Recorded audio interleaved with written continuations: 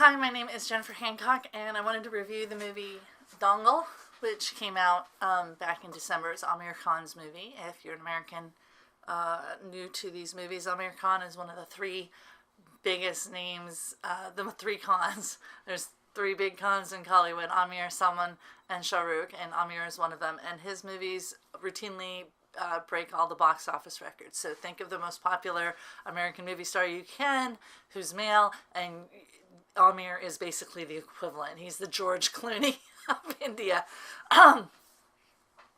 Now, this movie is about, it's based on real people.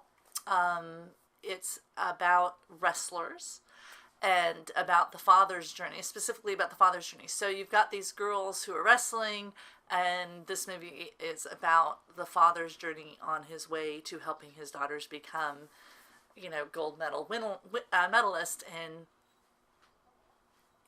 wrestling. Now,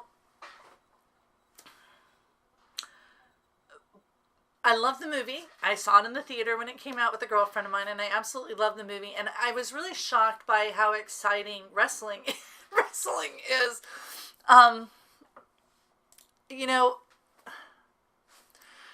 I don't normally like sports films, and I say this over and over again. I don't normally like sports films. When I see an Indian sports film, I really love it.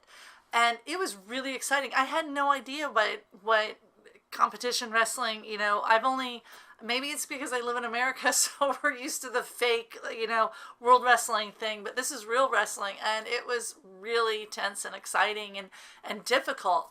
And, the wrestling sequences were among the most exciting of them. And she starts out, the father is a wrestler. He doesn't get the support he needs to go on to get a gold medal. And then he gets married, he has kids, he ends up having girls, so he thinks he's never going to have, another gold medal with his kids. And you can see from that center picture down below that Amir has a fabulous body. So eye candy for all us women. But he then finds out his daughters are really good fighters, and he starts training them on to be a wrestler. And he makes them wake up at awful early hours in the morning. He makes them drink milk and eat meat. And they complain that their hair is getting dirty, so he cuts off their hair, and they're hating it. But then one of their girlfriends gets married really young, and they're at the party with her. And she's the girl that's getting married is in shell shock because she didn't want to get married. She's 14 and she's getting married, and they're complaining, gosh, I hate my dad. She goes, I would give anything to have a father who saw me as something other than an item to be married away for a dowry, right?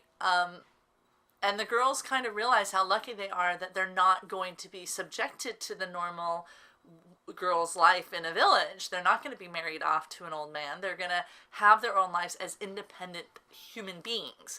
And as a humanist, that's hugely important. That part of the story, it's really moving, it's really powerful, and it changes these girls' attitudes towards what they're doing because they realize their father loves them enough to give them a life, an independent life. And so then they embrace it. She starts by wrestling boys. Which is really good. Gita starts by wrestling. Those scenes they're fabulous because no one wants to wrestle her, and then she's kick-ass, right?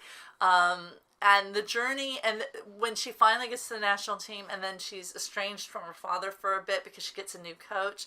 And this is something that I think all parents have to wrestle with. We raise our kids to be independent and to go off in the world, but then that means they don't need us anymore. And that's really hard for the parent to let go of.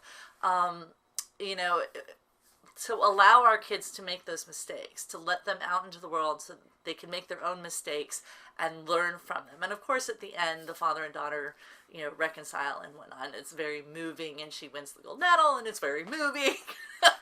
And the whole movie was really, really good. But I think, as a humanist, what I want to talk about, this is a really good movie. It was much better than I thought it was going to be based on the trailer.